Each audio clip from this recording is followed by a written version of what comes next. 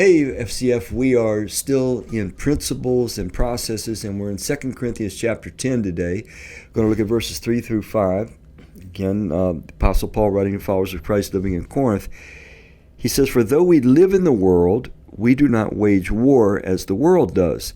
The weapons we fight with are not the weapons of the world. On the contrary, they have divine power to demolish strongholds." We'll talk about that.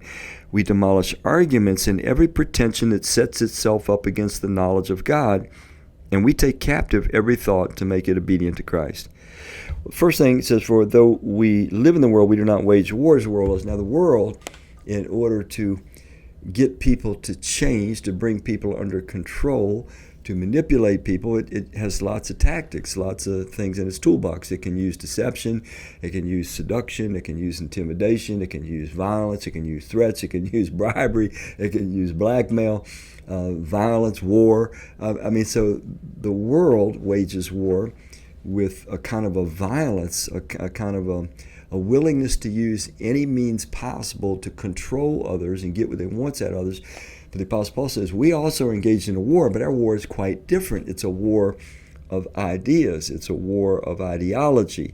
It's a spiritual battle, and it's a persuasive war. Now, we are engaged in a war. It is intentional. We are going to battle trying to rescue people whose minds, hearts, souls have been captured by a false set of beliefs about God, about life, about themselves. And so this battle is something we are meant to engage in, but it's a battle of thought. It's a dialogue battle, a battle of ideas. Let me go through the words a little bit more. He says, on the contrary, they have verse 4, "The weapons we fight with are not the weapons of the world. On the contrary, they have divine power to demolish strongholds." Strongholds are these angelic ideologies that have taken root historically all through human history. Sometimes they're religions and religious systems like Hinduism, Buddhism, Islam. Sometimes they might be political philosophies like communism or socialism or something like that. There's lots of different ideologies that capture people's minds, control our character and our lifestyles. So we're going to war with these. We're going to tell people the truth about God and the truth about life. And by that process, we demolish or are attempting to demolish arguments and every pretension that sets itself up against the knowledge of God, and to take captive every thought to make it obedient to Christ. Now, the notion is that we're going to share the truth about God and the truth about life with people.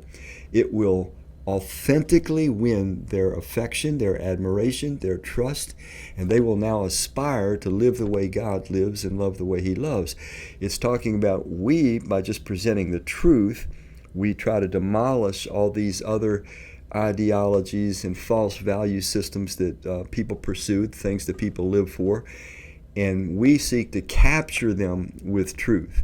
We're not deceiving, we're not manipulating, we're not trying to use fear, we're not trying to use disproportionate offerings of reward.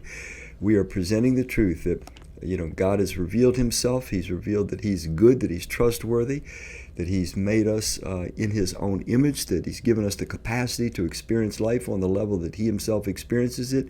But we can never experience that life that He wants us to experience unless we learn to live like He lives and love like He loves, and unless there's ultimately the absolute entire abolition of evil. So we present these truths to people, and it does authentically win from the heart many a person.